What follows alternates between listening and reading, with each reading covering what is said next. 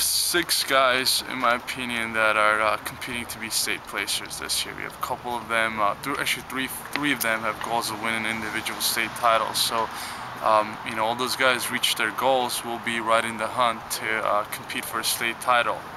So that's my goal. That's what the team wants. That's what they're training for, and that's what I'm pushing them for, is to compete for a state title this year.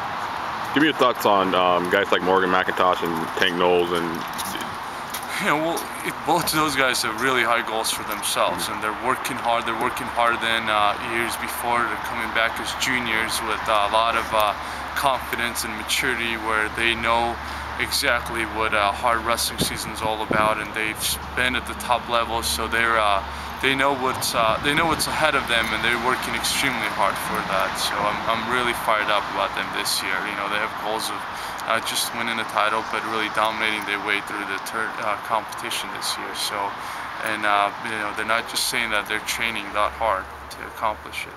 Are there any newcomers Orange County needs to watch out for? There's a couple tough newcomers. Christian Warden, a freshman, has been doing a great job. You know, again, we'll see how you know, freshmen, they could look great in practice. We'll see how they pan out at tournaments, but he looks good so far. And a couple of sophomores, you know, Peter Palacio and Dean O'Bork, they're looking really good. You know, they've set some high goals, and they're working really hard so far for their goals. So I'm excited for that.